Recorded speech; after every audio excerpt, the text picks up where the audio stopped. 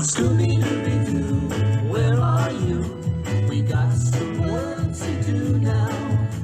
Scooby-Dooby-Doo, where are you? We need some help from you now.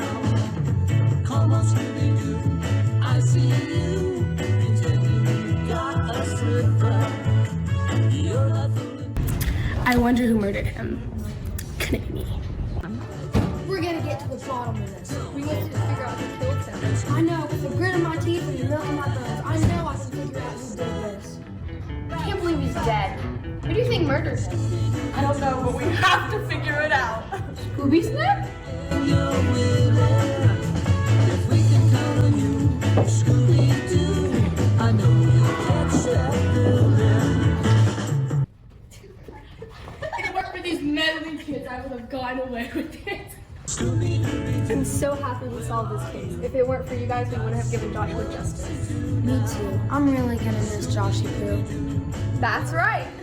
Scooby Snack!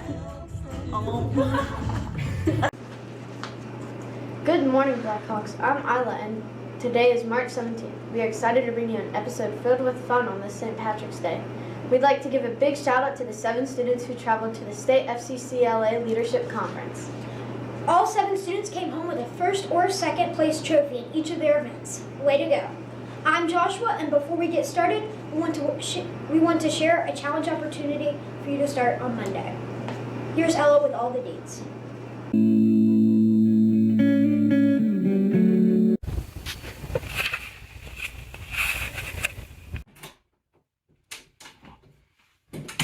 Hey Ella, what are you doing?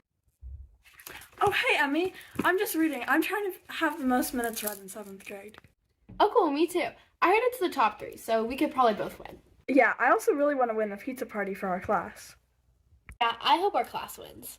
Make sure to record your minutes read between March 20th and March 31st. You could win a gift card or a pizza party. The 3 people with the most minutes read in each grade level will win a gift card. And the class with the most minutes read in their grade level wins a pizza party.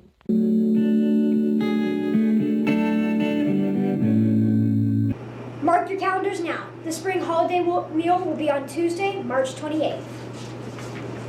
It's hard to believe it's almost spring, especially since we've had no snow days. Since spring is coming, let's see what our classmates have to say what makes them happy about spring. Okay, who am I here with? Megan. Okay, Megan, what makes you happy? Probably my friends and my family. Good answer. Okay, who am I here with? Mr. Forrest. Okay, Mr. Forrest, what makes you happy? You know what really makes me happy? I love those moments with the daily language review. Where we can have that extended learning opportunity and learn about all sorts of wonderful things beyond grammar. And then the grammar makes me happy too. Perfect answer. Thanks. Thank you. All right. Okay, who am I here with? Who am I here with? With Miss Caballero. Okay, Miss Gabriela, what makes you happy? What makes me happy when my students clean the classroom and always pay attention. Thank you. Thank All right, who am I here with? JD. Okay, JD, what makes you happy? You already know, Coach Brown. She's a top G. Like, you gotta love her, you know. She's always making class funs. And she always screams, you know, out the middle of nowhere. Class would be silent. She'd be like, ah, and just like scream like that. And it's super fun, you know. Thank you. Yep. All right, who am I here with? Jaden. All right, Jaden, what makes you happy? Baseball and my friends. Good answer.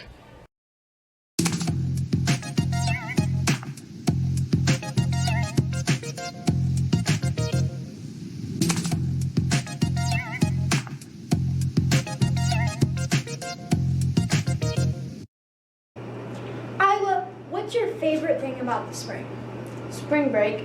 Yeah, about this time 3 years ago, we got an early spring break, aka lockdown. Yeah, let's move on to your current events segment, Joshua.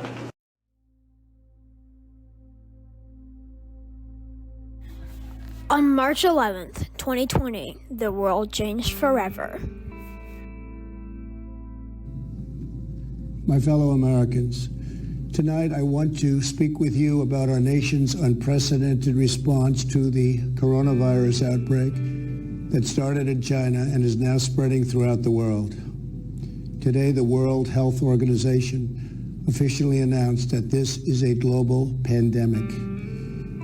Together we are tackling this disease, and I want to reassure you that if we remain united and resolute, then we will overcome it.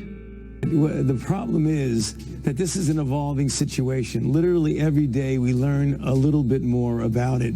I mean, we have the 5 individuals in the United States who are travel-related. Now we see something which was clearly hinted at in what's going on in China, that you can actually have transmission from one to another. In April of 2021, in the United States alone, 30 million cases of COVID-19 had been reported. Years since the World Health Organization first called to the outbreak of the coronavirus pandemic, and 3 years later, and the virus has claimed nearly 7 million lives. It still kills hundreds of people around the world every day. Even those who didn't contract COVID-19 still felt the effects of the pandemic. On March 10th, the U.S.'s 16th largest bank, Silicon Valley Bank, shut down. Silicon Valley Bank was the home of tech startups, the 16th largest lender in America, and held around $200 billion in assets. It collapsed on March 10th, the biggest lender to do so since the global financial crisis. Many of its deposits were larger than the $250,000 that is covered by federal insurance. Regulators stepped in to mitigate the damage. Every American should feel confident that their deposits will be there if and when they need them. But it has exposed some serious flaws in America's banking architecture. Because of the Silicon Valley Bank's collapse, people are very concerned about whether or not their money is safe and secure in these banking systems.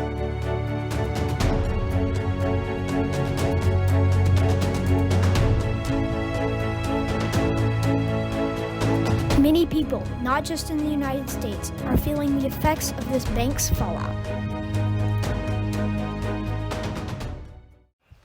Currently, a 5,000-mile swath of sargassum drifts westward and piles onto white sandy beaches of Florida and the Caribbean. Sargassum is a form of rapidly spreading algae that can smell horribly when left out to rot.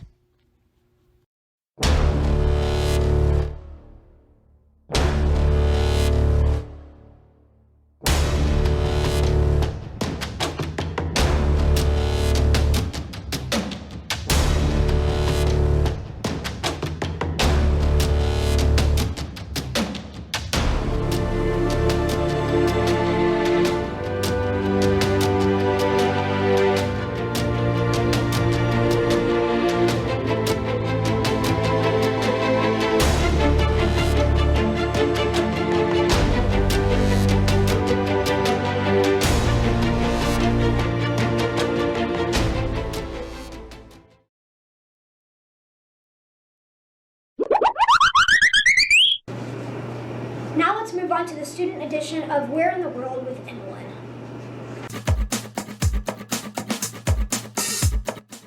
This week, we're going to be testing our students' knowledge on U.S. geography. Let's go!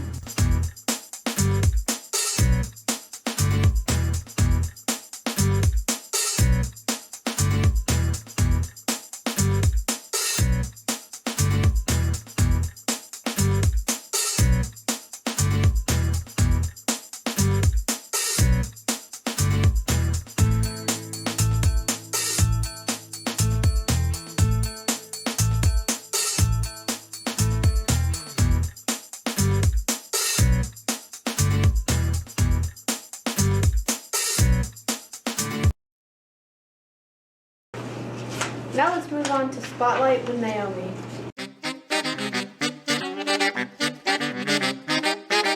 Our school counselors, Miss Clark and Miss Wilson, are critical in our school. They help students thrive in school and get through tough times. Miss Clark and Wilson do counselors rotate or loop. They stay with their students for both 7th and 8th grade. Miss Clark is currently working with 7th graders. She has been a middle school counselor here at MBMS since 2004. Her undergraduate bachelor's degree is in liberal arts from Vermont University. She also has a Master of Arts degree in counselor education from the University of Montana. Miss Wilson is currently working with 8th graders. She has been a middle school counselor since the 2000s. She has a bachelor's degree in biology with a minor in psychology from Mars Hill University. Miss Wilson has a Master of Arts in Education from Western Carolina University. Miss Wilson supports our students' academic, social, and emotional growth throughout middle school. Miss Green is our social worker. She has a master and bachelor's degree in social work from the University of Tennessee.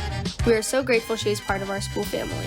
We are very thankful for our counselors and social workers. They do so much work for us behind the scenes that help us thrive as students.